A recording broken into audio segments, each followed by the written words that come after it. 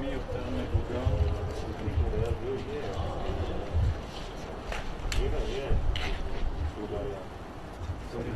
ברור, הטוב,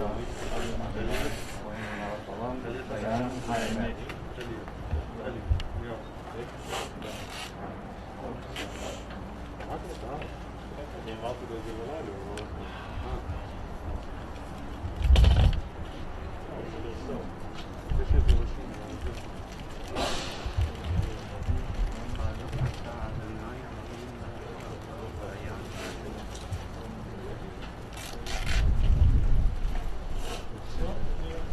אפשר להתחיל, תביא את הסטנדר.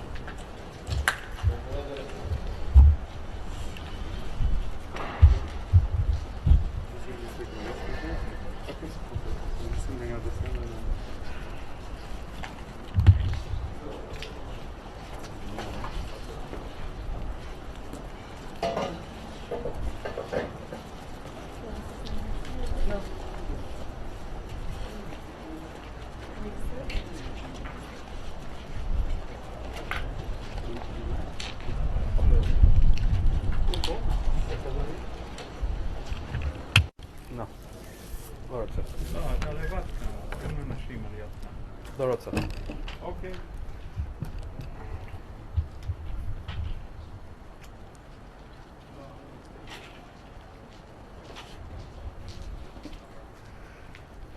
My father, Jerry Silverman, Yehuda Shmuel ben Aryeh Leib, was born on November 4th, 1953 in Brooklyn, New York.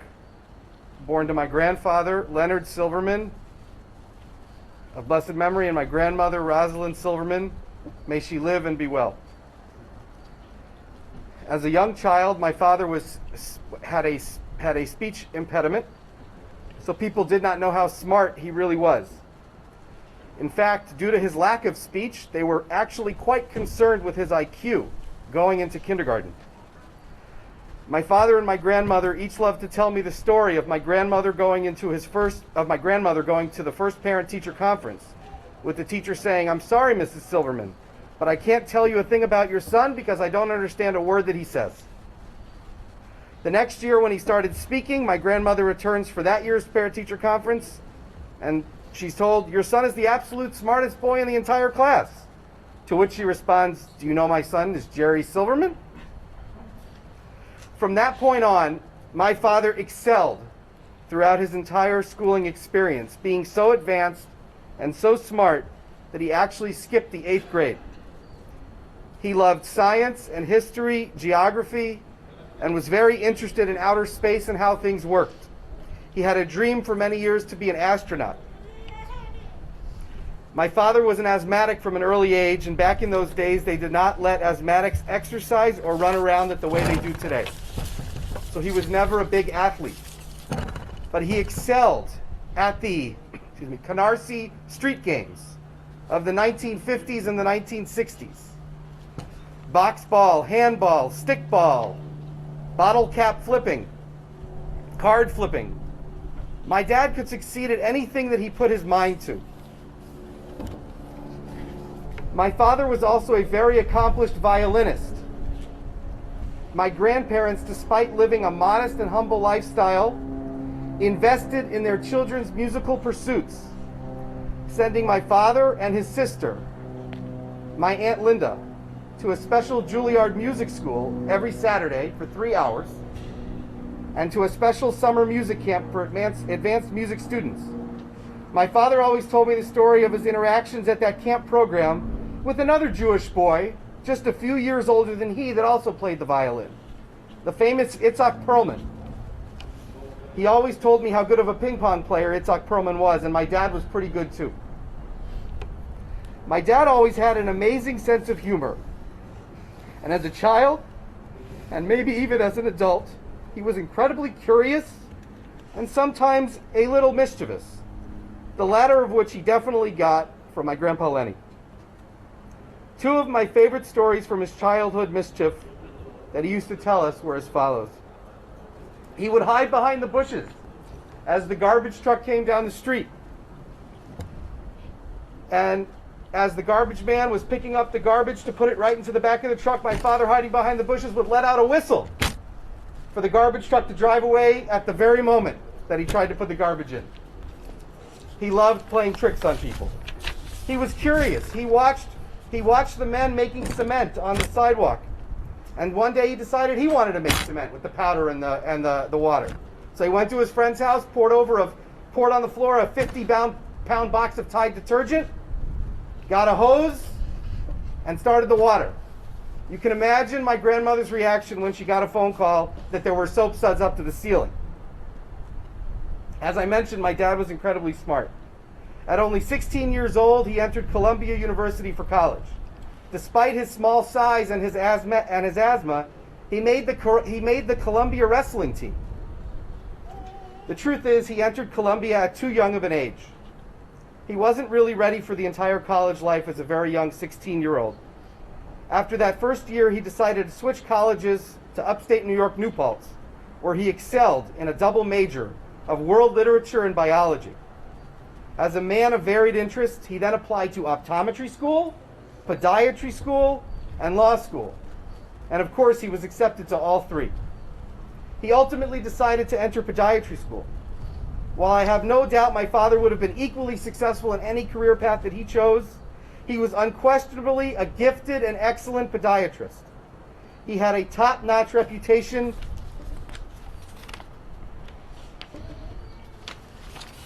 in the medical community. He was wonderful with his patients and was a first-class foot surgeon. Chief of podiatry in his hospital for more than 30 years, treated his employees, his fellow doctors, and everyone he interacted with professionally with absolute kindness and respect. And in his 40s, he broadened his professional horizons further and earned a special physician's MBA from the University of Houston and began creating various medical-related business ventures. Anyone who knows my father knows that he was not a wallflower. He was never shy to speak his mind.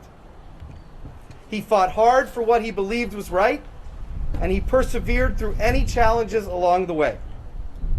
To be completely honest, my father's forthrightness and his penchant for speaking his mind is something that I and my siblings, who like me are more naturally introverted and non-confrontational, really struggled with at times in our childhood to fully appreciate.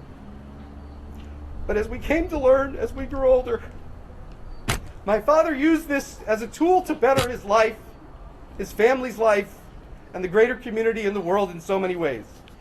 He fought only the fights that needed to be fought and nothing more. My dad loved to laugh. He loved to eat. How could he not with my mother's cooking? He loved music. He loved to just talk with and get to know people. And his favorite pastime of all, loving to brag about his children and his grandchildren to anyone who was willing to listen, and even those who weren't willing to listen. My father loved his family, both immediate and extended, unconditionally. Although we lived in Houston, far away from the majority of our family, I always grew up feeling especially close to my grandparents, aunts, and uncles, and cousins. This is because of the effort that my parents together made to always stay connected with and visit our family at any opportunity. We did not go on lavish vacations. Instead, we spent the summer at my grandparents' and with my aunts and uncles and cousins in New York. And any time there was a big birthday party, a bar mitzvah, a wedding, no matter the cost, no matter the effort, we were there. Family meant everything to my father. He always wanted to bring everyone together despite any differences and despite any distances. As my father would always say, as long as there is love, the rest is simply commentary. My father taught us to never settle for anything less than our very best. There was no excuse for not working hard and for giving it your all. He didn't demand perfect results. He demanded effort and attention to detail. But he didn't just make a demand of these things. He did everything that he could to help us learn these lessons and to achieve all that we could along the way. He didn't spare any expense, giving us the very best education, the ability to engage in extracurricular activities to broaden our horizons, and to learn to succeed in non-academic settings, such as sports and music. My father's greatest and most important journey in life, however, was his journey leading our family back to Torah-observant Judaism as Ba'alei Teshuvah.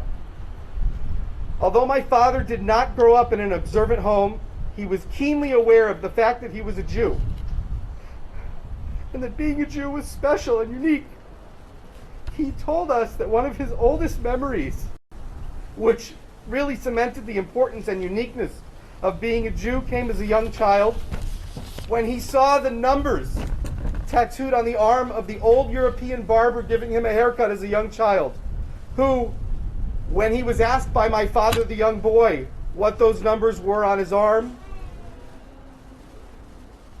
the barber just looked at my grandfather with tears in his eyes, and he told my father, the young boy, that it was his phone number, and he put it there so that he wouldn't forget it. My father, being the young, smart, precocious young boy that he was, knew that that simply could not be, and he told the barber this could not be true, because no one forgets their own phone number. Upon moving to Houston with my mom to begin his podiatric residency in late 1979, he encountered a place that, at least back then, did not feel as naturally Jewish as the New York that he grew up and lived in. That feeling, together with having me, led my father to begin an exploration of reconnection to his Judaism. He always felt very spiritual, and he believed in God from a very young age. But he said it was not until he moved to Houston and began having children that he felt a need to explore and connect more directly to his Judaism, which started with joining a conservative synagogue and engaging in Jewish rituals such as Hanukkah, Pesach, high holiday services. At my bar mitzvah, he dubbed me the Shema Kid, since from the time I was born, he began to recite the Shema over my crib every night, which is what he credits as starting him on his journey back to Torah Judaism.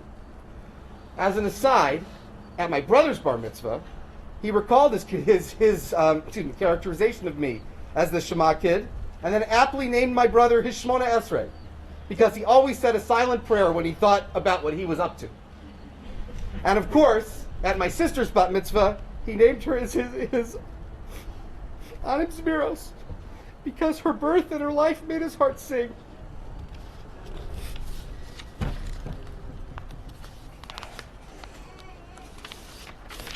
As my mom and dad began to embrace a more traditional Jewish lifestyle, my father's sense of religious curiosity only deepened.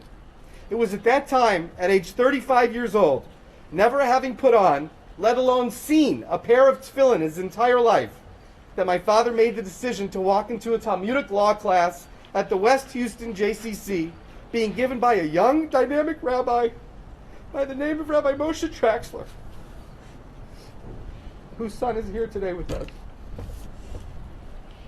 The rest, one could say, is history, but that would be giving it way too short shrift.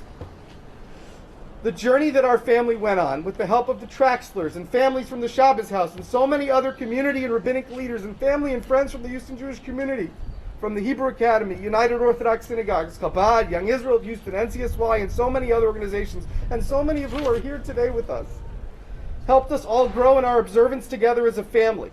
Sometimes at different speeds or stages, but at all times led by our parents and specifically by my father. That journey is an entire speech unto itself. But suffice to say that we as children learned over those years on that journey, what we as children learned over those years on that journey is greater than what any formal Jewish education could have ever provided us. But as is par for the course with my father, it was not enough to simply change the course of his family's future generations and to create a legacy that to this point has resulted in having 3 children, each married with 10 children, all living Torah observant lives and making differences in their respective communities. Instead, he did what he always did. He took what he learned to that point and used it to help further build and change the rest of the world. With the support of so many others, my father helped create an outreach-focused synagogue known as the Meyerland Minyan that was meant to complement and strengthen a growing Houston Jewish community, and to this day has helped literally dozens of families return, reconnect, and restart their path towards Jewish observance. Seeing my parents host literally hundreds of families for Shabbos over my years growing up taught me the true meaning of chesed and hachnasat orchim, and my siblings and I have always done our very best to follow in their footsteps. My parents were very unique and fortunate in that they spent their years in Houston living in each of the three main observant Jewish communities. Despite the uniqueness of each of those different communities, my father was equally loved, admired, and respected in each one of those communities. A true testament to my father's greatness, his friendly nature, and his community-focused mindset. After my brother Jason and my family moved out of Houston to make Aliyah in March of 2017, my father simply could not fathom living in a place where he did not have at least some of his children and grandchildren nearby. So he decided to take early retirement and move to Chicago to be near my family.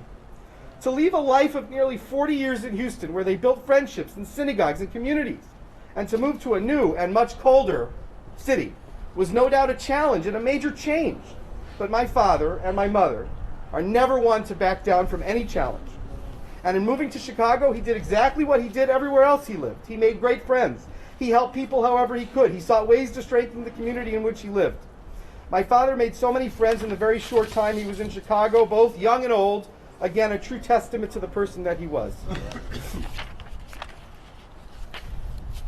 In his mind, with his move to Chicago, he had the perfect setup. A beautiful condo down the street from us with the ability to spend several weeks at a time avoiding the dreaded Chicago winters by visiting my sister in Florida and my brother in Israel. Unfortunately, he did not get to enjoy retirement and his later years as he and we all expected. As you may know, my father encountered significant health challenges last year, but he finally made it back to full strength over these last several months. He truly looked and felt better than he had in so many years. And just when he thought he finally came out of all those challenges and was ready to get back to normal, this unimaginable and unfathomable COVID tragedy hit him and all of us. So fast, so hard, and so strong. I know I speak for my wife and my children when I say how incredibly lucky we were to have my father live with us in Chicago for these past 4 years.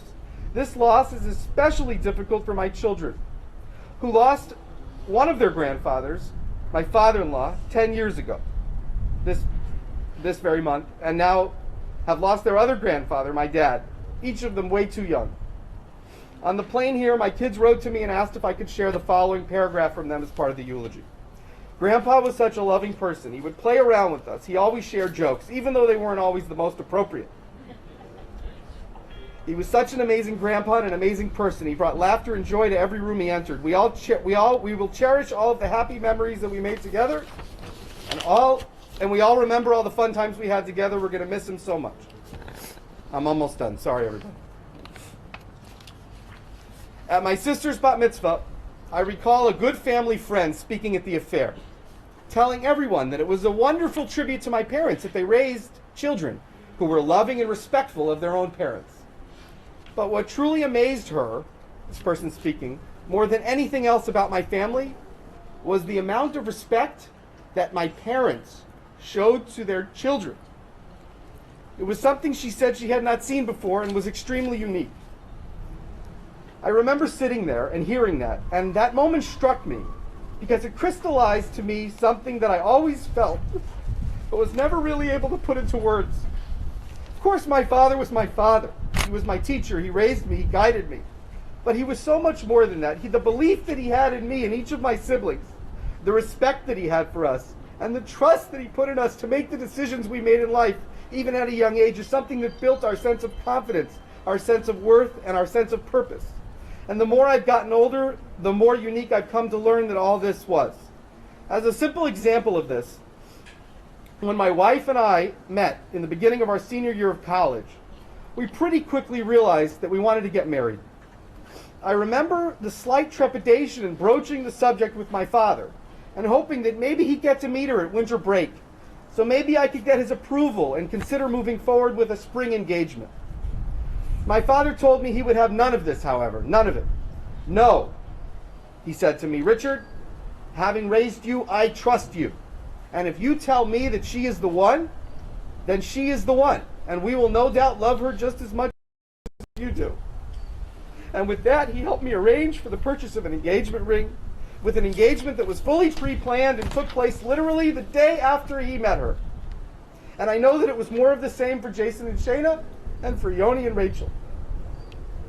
My father, in many ways, was my very best friend in life.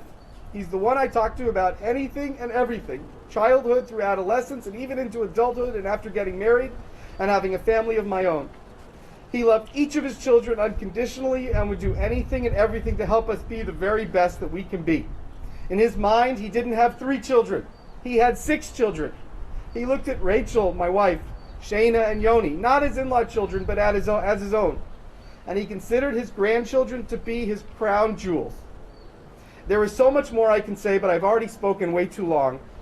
And I haven't even begun to scratch the surface of the absolute giant that my father was. Dad, as I told you when you were in the hospital struggling at the very end, I've always wanted to make you proud each and every day, and I hope I've done so. I'm going to spend each day going forward trying to make you proud by living my life in the way that you taught me. I love you so much.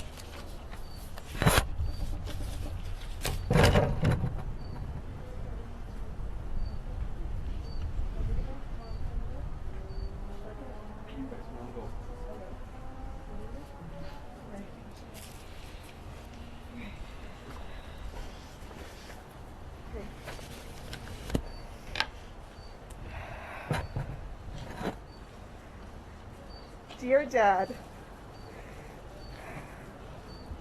I never in my life thought that I would be standing here at 30 years old saying goodbye to you.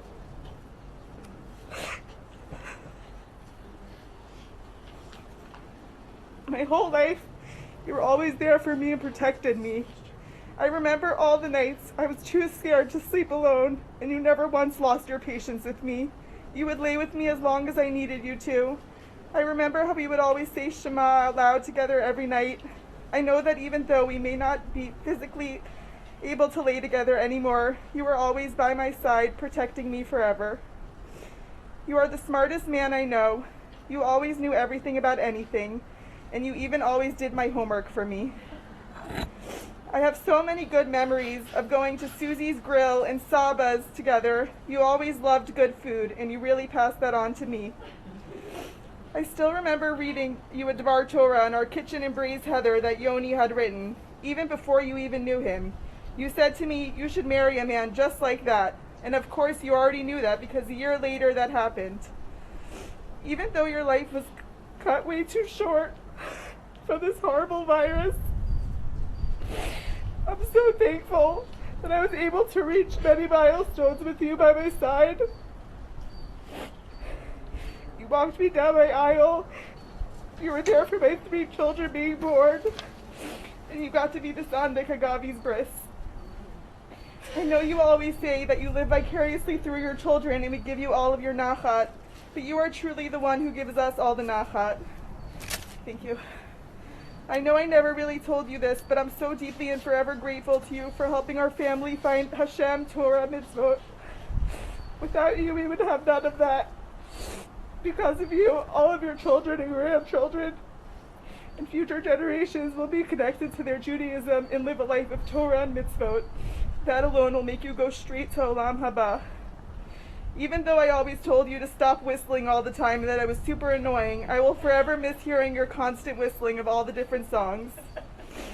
Dad, I love you more than you will ever know. I will feel you by my side every day. I know that every Friday night as I bless my children, you are blessing me as well. And I hope you are in peace and I love you.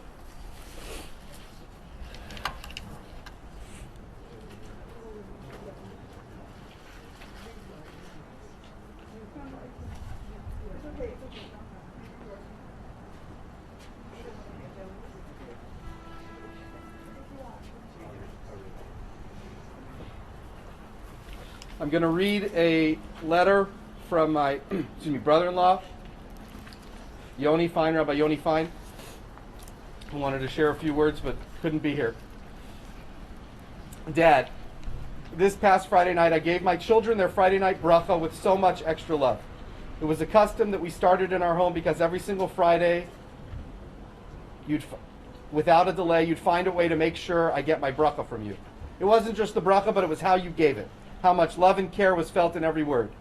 In this past week's Parsha Vayechi is when Yaakov gave the bracha to his grandchildren Menashe and Ephraim. They weren't even Yaakov's sons. And after Yaakov seeing sibling jealousy rip their family apart, he still went out of his way to give Menashe and Ephraim their bracha. He treated them like his own sons. You always say that I'm your favorite son-in-law. I've heard that from my mother-in-law as well. But I've never felt like your son-in-law. Not for a second.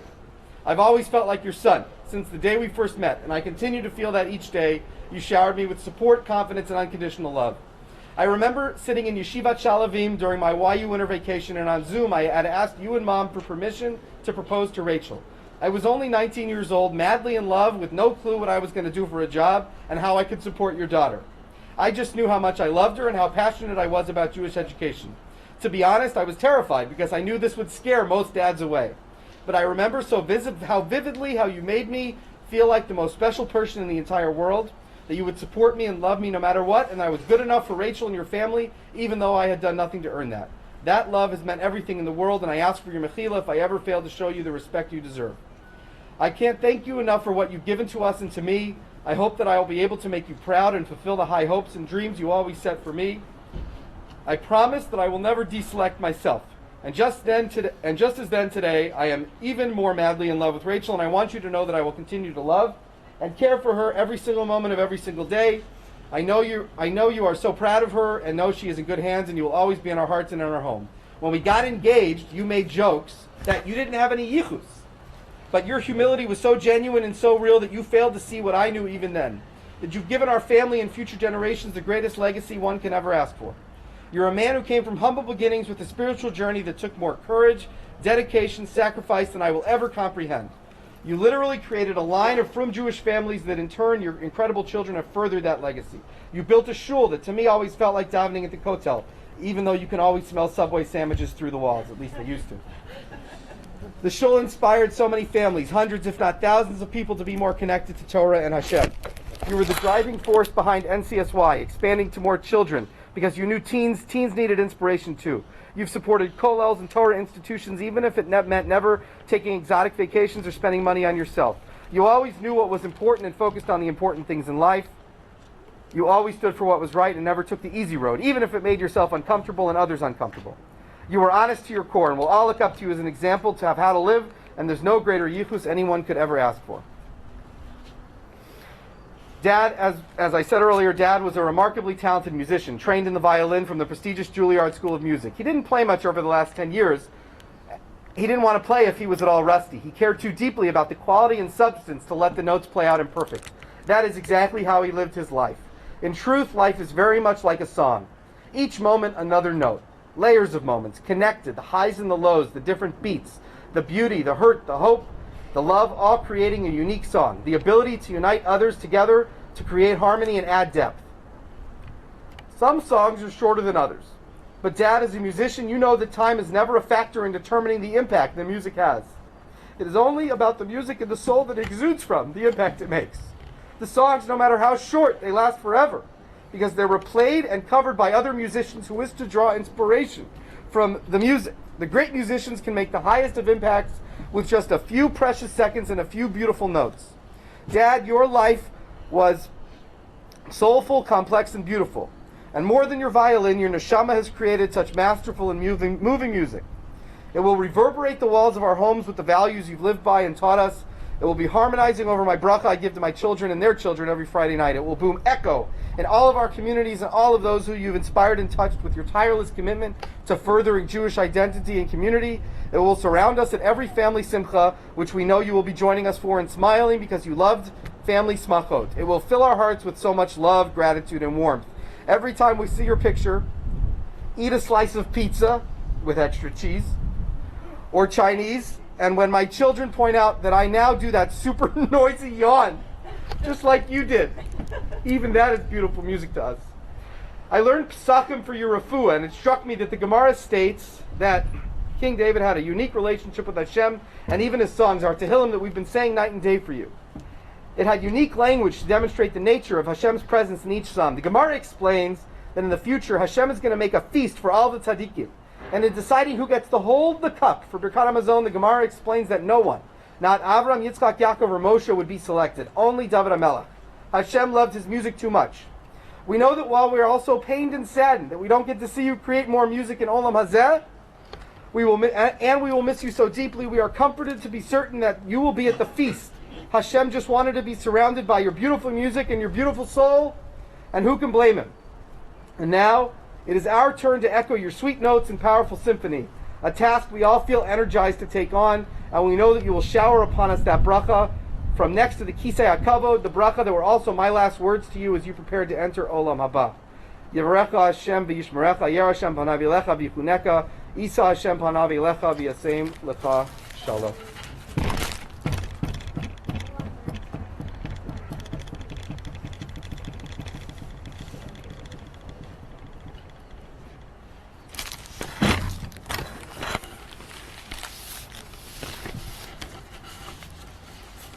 Thank you everyone for being here for Jerry and for my children and for me.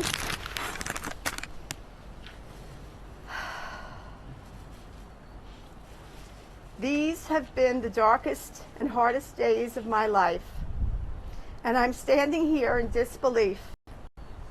But I so want to share with everyone my feelings and allow you to know who Jerry truly was. Jerry was a most gifted and accomplished, loving and compassionate, humorous and generous, gentle and affable man who lived a remarkable life both in the secular world, professional medical world, and the world of Torah Judaism.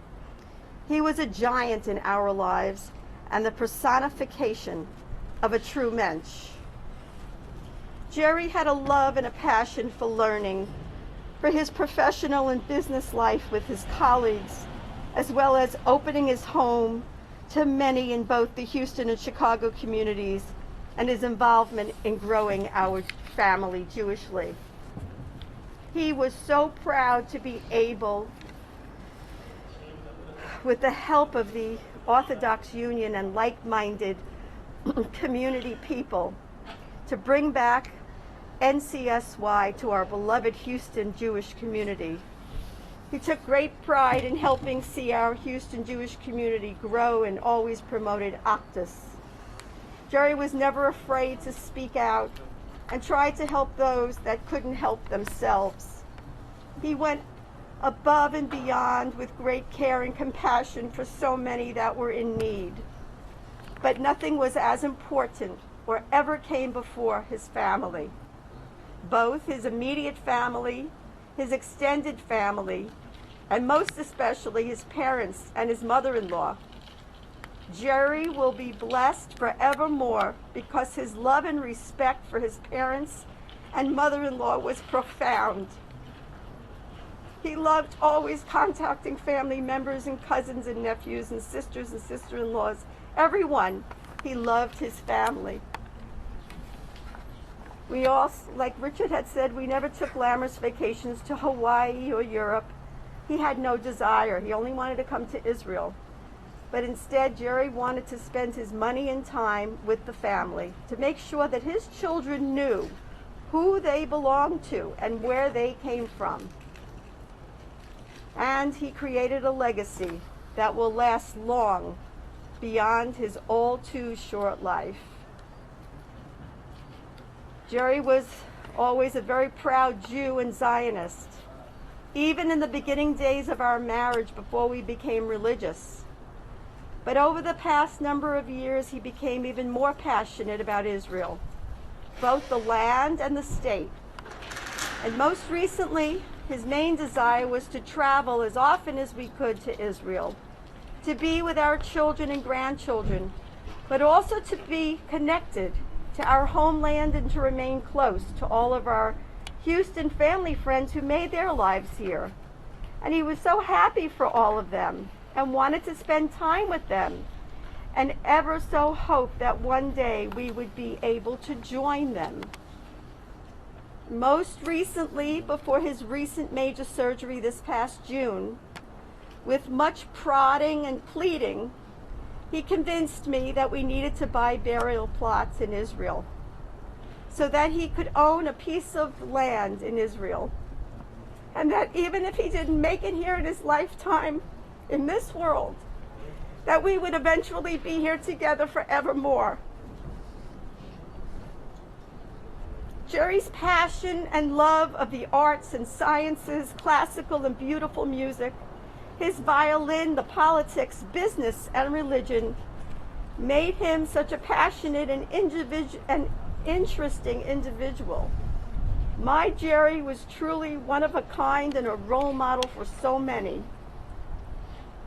So many family, friends, and relatives have reached out to me, and they have so beautifully put into words what I know to be true and want to say. In the last 2 days, literally hundreds of emails and text messages to all of my children and myself are relaying beautiful memories and just a sampling of how he led by example and helped change so many of his peers' lives and our children's friends' lives. He was gracious and proud to host so many people on Shabbos and Yom Tovin and share and learn everyone's stories and experiences and show off his special children. Our friends are so bereft, as they have told me they lost a gem, that the world is truly a darker place with the loss of Jerry. But Jerry, together with me, created a treasure of diamonds, namely our children, Richard and Rachel, Jason and Shayna, and Rachel and Yoni, and our most magnificent 10 grandchildren, Talia, Abigail, Dovi, Orly, Ezra, Akiva, Aryeh, and I yell at Liba and my Gabrielle. My beloved husband, Jerry Silverman, Yehuda Shmuel ben Aryeh Leib, was the most amazing man I had ever known. And while I am shocked and devastated beyond belief, I know the incredible mark he has left on so many people, friends and family alike. And I will always remember the great love story that we wrote and the amazing fairy tale life we built together. From the time we met at 17 years old until 2 weeks later when I told Jerry we were going to be married, to these last few years where we took early retirement and looked forward to all the time we had to spend with our children and grandchildren all over the world. It has been the journey of a lifetime, and Jerry took tremendous pride and joy in all mine and our children's accomplishments and successes. Jerry, you and what you represented every day taught your friends and family and me how to always persevere. Never give up, stand up, be heard, and be the very best we can be. You always said, never deselect yourself from anything. So Jerry, I'm here to tell everybody you're the bravest person I've ever known. You'll be missed every day by everyone, most especially by your children and your grandchildren and me, and the love of your life, who you always put before yourself. I am already missing your dazzling smile, your uncanny wit and charm, and even your corny jokes.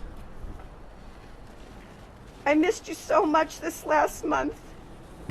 The end was especially difficult as we were separated since you went into the hospital in early December. Our Zoom visits meant the world to me, and our last hour together with the children was truly beautiful, and I will remember forever more being with you then. We loved each other at first sight. I'm the luckiest woman in the world because you never stopped loving me, and I'll never stop loving you. I have always believed that in life, it's not really about what you've accomplished or how many degrees you have after your name, but rather how you made someone feel and what they say about you after you've gone. And Jerry, I know because of who you were, the life you led, and your amazing children, that Hashem will always bless your neshama, and may He grant you an aliyah and bring you to the highest realm of heavens. I will always love you, Jerry.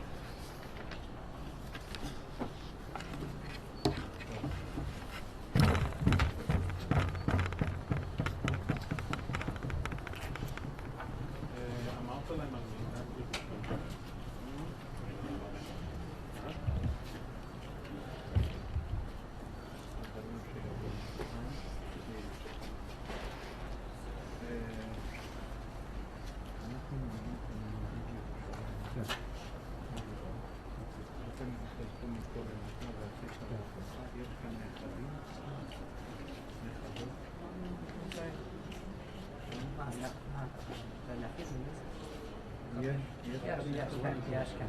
גם הנכדים הולכים. אוקיי, אם אנחנו. כן, האמא יכולה ללכת, האמא לא... כמה נקודת. עכשיו? אנחנו לא, אנחנו עוברים עכשיו פרק תהילים, אחרי זה קדימה.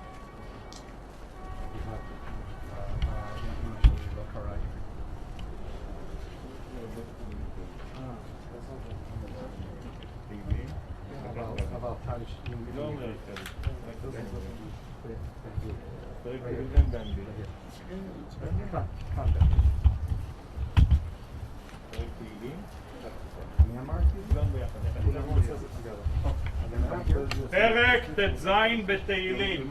מכתום לדוד שומרני אל כיכבוסי סיבו, אומרת לה אדוני אדוני אותו תויבוסי בלו לכו, לקדושים אשר באורץ עמו ואדירי כל חפציבו, עיר בו עצבו יסומך הרמור ובא להסיך נסכם מדום ובא לסורץ שמו יסום על ספוסוי, אדוני מנחל כבחויסי אותו מכגוי רולי, חבולים נופלו לי בנעימים אף נחלס שופרו אלוהי, אבורכס אדוני אשר ירצוני אף לילוי סיסרוני חיליוי סוי, שיביסי אדוני לנגדי סומית כי מימיני בלמוי, לא כן אסומך ליבי ויוגל כבודי הבשור ישכן לו בטח, כי לא יישא זויב נפשי לשוי לא ישיתן חסיד חולי רויס שוחס, תוידי איני אוי רך חיים סויבס מוחס את פונכו, נעימויס בימינכו נצח. קדיש. תביא לי כבר. תביא עוד. Kadash Shemei Rabbah, Kalmad Yivrach Yeruseh V'Yamlich Malchuseh, V'chayechon V'yomechon V'chayeh V'chol Beis Yisrael, V'agalav Izman Kariv Yivru Amen. Yehei Shmei Rabbah Nevorach Olam Nolil Maya, Yizbarach V'Yishabach V'Yizvar V'Yizrumam V'Yiznaseh, Yizadar Yizabah Yizalal Shemei D'Gudushav V'Yivru, Le'im Lo Yiko V'Yirchasa V'Shirasa Tushbefasa V'Nechemasa, V'Amiram V'Yalav V'Yivru Amen. Yehei Shalom Rabbah Min Shemaya, V'Chaim Aleinu V'Chol Yisrael V'Yivru Amen. V'Aseh Shalom V'Yirmav, V'Yaseh Shalom Aleinu V'Chol Yisrael V'Yivru Amen. לפי מנהג ירושלים, כל יוצאי חלצה, בבנים, הבת, נכדים או נכדות לא ילכו אחר המיטה. אתם הולכים מקודם. 7 חלקה 13. How many sisters with us? No, she's just name. My mom doesn't know Hebrew. It's okay. The guy can stay with you. He's not here. Once they hear something to support you, he's not here right now. Okay, so good. So I'll bring the car. Just give me a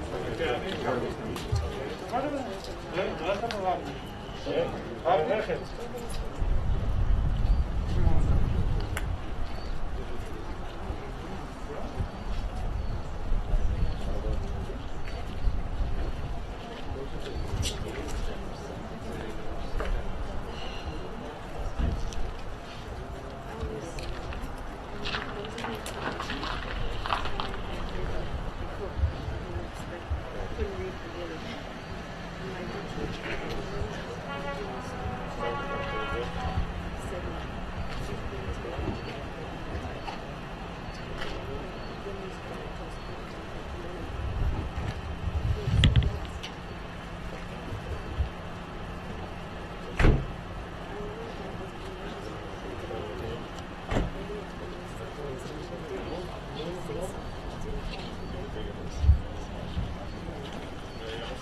Nayam Adoinu Eloheinu Aleinu Maaseh Yodeinu Konenu Aleinu Maaseh Yadeinu Koneneu יושב בסייסר עליון בצל שדי צרינון ויאמר לאדוני מחסי ומצודו אלוהי יפתח בוי כי הוא יצילתו מפח יקוץ מדבר אבוי ושלושו יוסף לוחץ אחת כנופו ונפסינו ותירון שלוי לא יסבירו מחד לא יסבירו כלמו מדבר בוי ויעלוי וכתב ישוד את זורוי אוי מצדכו אלך ורבובו מימינכו אילכו לא ייגוש רק בעינכו תביט ושילו מס רשועים תראה ידו אדוני מסי עליון נשאתו בעינכו לא יצאו לילכו רוב ונגע לא יקרבו עליכו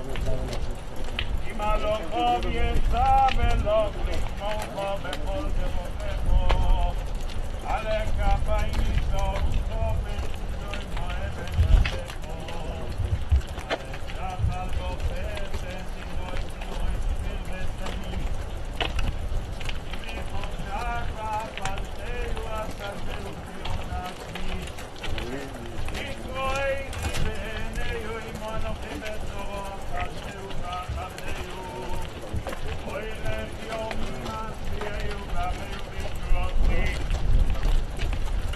יושב בסייסר עליון בכל שדי צריון אוי מר לאדוני מחסי ומצודו אלוהי יפתח בוי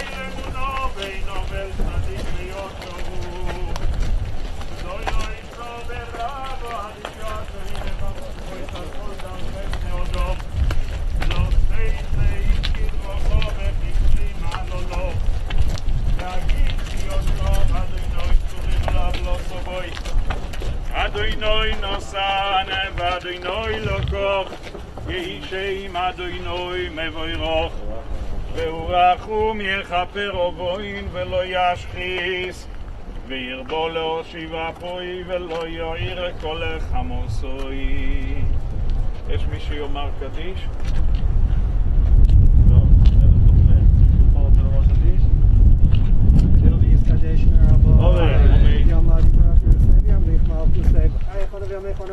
Israel, Bagalov is man Korivi, Roman. Is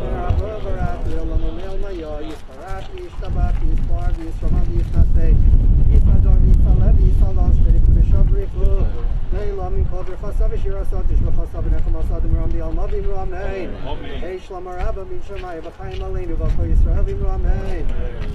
Aseh Shalom B'Imram Avi Aseh Shalom Aleinu V'Kol Yisrael V'Imru Amen. Amen. Yoshev B'Svei Shelion B'Svei Shadai Zlinon Oimar L'Adoino Imam Tzimidot Imahayem Shakoi Ikuya Shelekom Imam Tzimidot Ve'Mot Mekos Ve'Tzor Ve'Chatat Kinokov Ve'Tzor Ve'Tzor Amikoi Lo Yitziro Mipach Adoi Lo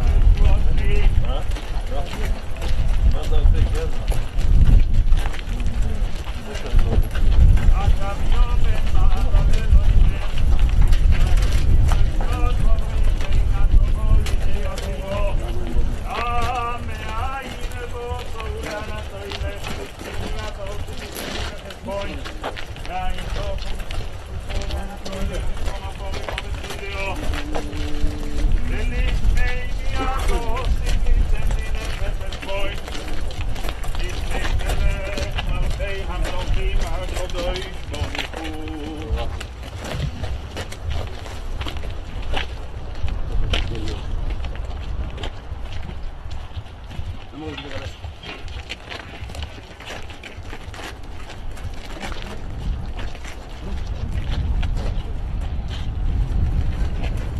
עצור תומים פה לוי ככל דרחוב משפט אל אמונו בינו בין צדיק ויושרו גדול מועיצו ורב עליו אשר אינך פתוחויס על כל דרכי בני אדום לא סייס לאיש כדרוכו וכפרי מעלולו להגיד כי יושר אדוני צורי ולא אבלו סבוי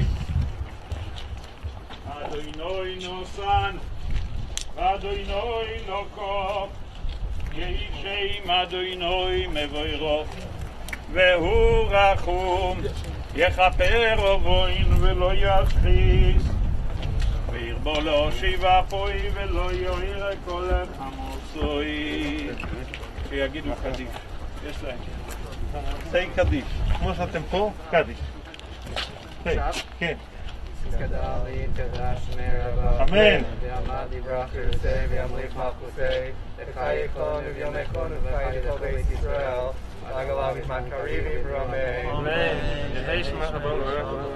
Yehesh Merada, Barach, Velam, El Maya, Yisbarach, Yishabach, Yisbar, Yisramam, Yisnasay, Yisadar, Yisalem, Yisalal, Shmei, Yishabrik, Leila Mikol Berkasa Vishirasa, Vishirasa V'nechamasa, Zakram Yamavi V'ramei, Yehei Shlam Rav Mishemaya, V'nayim Aleinu V'akol Yisrael V'ramei, Say Shalom V'ramav, V'yaseh Shalom Aleinu V'akol Yisrael V'ramei.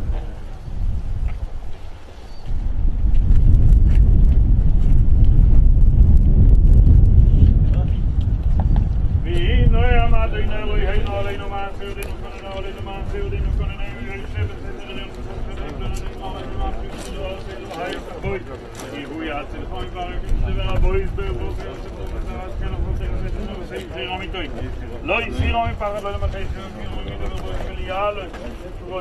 people mit sich beide in der von Igor, Schlag in der Kosabi, die Schlemann, die direkt dort in der Maxi. Und der Feuer, Gesula, sie mit hat die Tro, aber noch nicht so ist der Neffe, und das Schwert, wenn alle Leben ist los.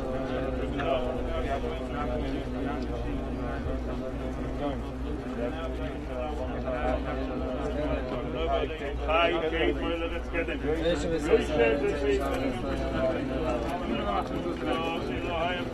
Ich erzähle von Fach der Arbeit, da muss es ja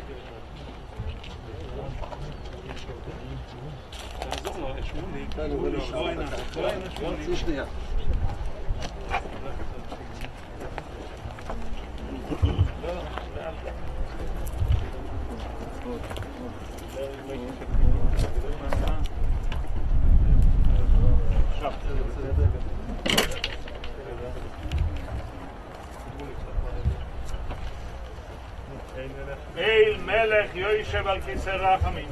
רגע, מעביר את זה,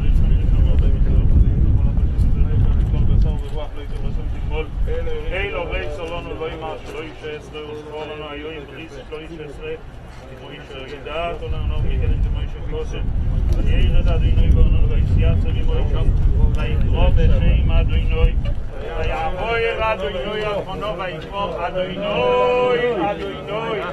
אל רחום וחן ונרח חפש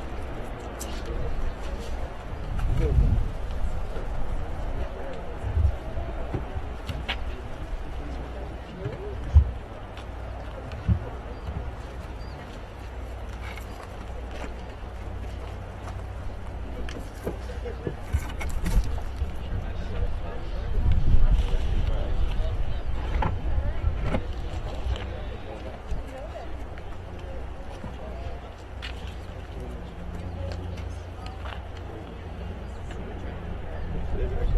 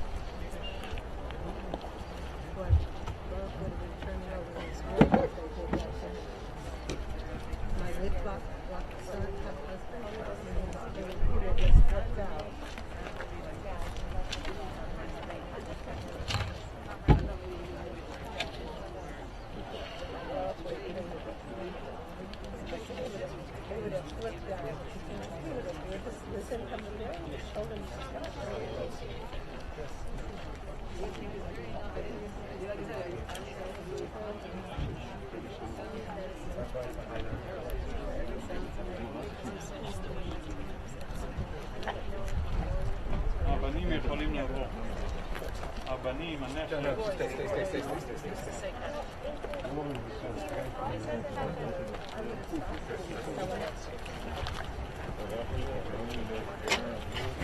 והוא רחום יכפרו בוים ולא ישחית וירבו לאושי ואפוי ולא יועיל כל חמוסוי והוא רחום יכפרו בוים ולא ישחית וירבו לאושי ואפוי ולא יועיל כל חמוסוי והוא רחום יכפרו בוים ולא ישחית וירבו לאושי ואפוי ולא יועיל כל חמוסוי.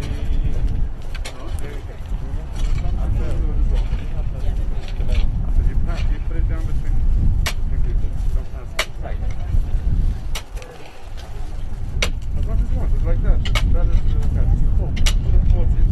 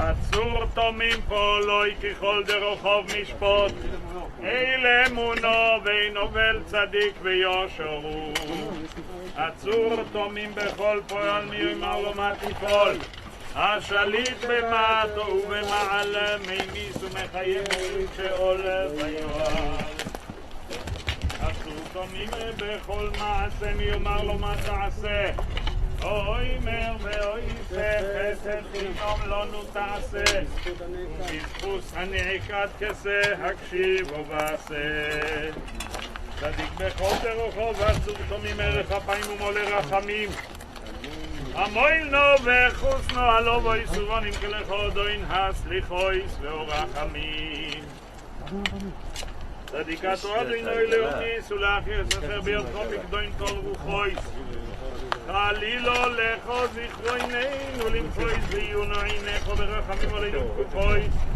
כי לכו דוין הורחמים והסליחויס אדומים בנשונו יהיה 1000 שנים יחיה מה ישרוין לו כי לא יהיה ברוך דיין אמס מימיס ומחיה ברוך הוא כי אמס דינו משוטט הכל בעינו ומשלם לאדום חשבונו ודינו והכל לשמו הוידו ייתנו יודענו אדוני כי צדק משפטך תצדק בדוברך ותזכה בשופטך ואין לערער אחר מידת שופטך צדיקתו אדוני ויושר משפטך דיון אמס שופט צדק ואמס ברוך דיון אמס שכל משפטו צדק ואמס נפש כל חי ביודך צדק מלוא ימינך ויודך לכם על פליטס צוין יודך וסוימר למלוך ערף יודך גדוי לא יצא ורב ועליליו אשר עינך פקוחו על כל דרכי בני אדום לא סייס לאיש כדרכו וכפרי מעלולו להגיד כי יושר אדוני צורי ולא אבלוסו בוי אדוני נוסן ואדוני לא כוח יהי שם אדוני מבוירו והוא רחום יכפר אובוין ולא ישחיס וירבו להושיב אפוי ולא יויר כל חמוסוי קדיש הגדול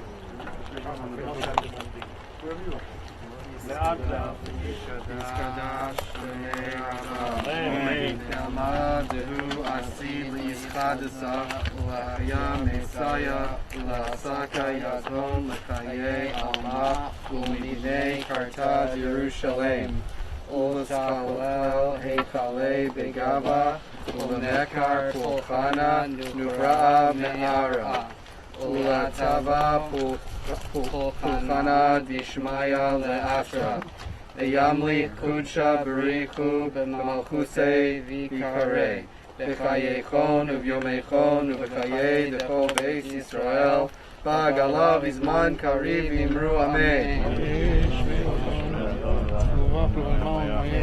שמי רבם ברך לעולם מעלמיה יספרח וישתבח ויספאר ויסמן ויסנשא ויסהדר ויסהלל ויסהלל שמי קדושה בריחו לעילה מכל ברכסה ושירסה ושבחסה ונחמסה דאמירן בעלמה ואמרו אמן יהי שלמה רבה מן שמיה וחיים עלינו ועל כל ישראל ואמרו אמן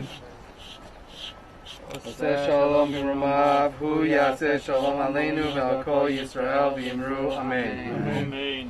ויהודה שמואל בן אריה בשם החברה קדישה, בשם המשפחה, הקרובים, הידידים והמלווים, אנו מבקשים ממך סליחה ומחילה שמא חס וחלילה פגענו בכבודך, הן בטהרה, בנשיאת המיטה ובתיקון הקבר. אנא סלח לנו כי אין זאת אלא שגגה. החברה קדישה נהגה איתך כמנהגי ירושלים עיר הקודש.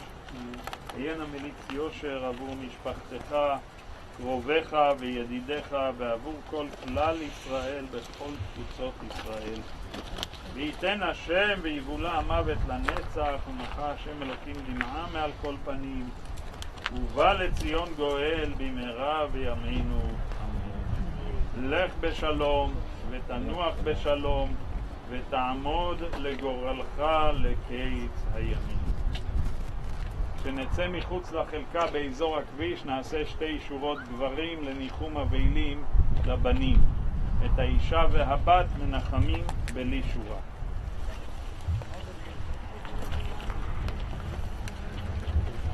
I think that now that we're walking, it's different.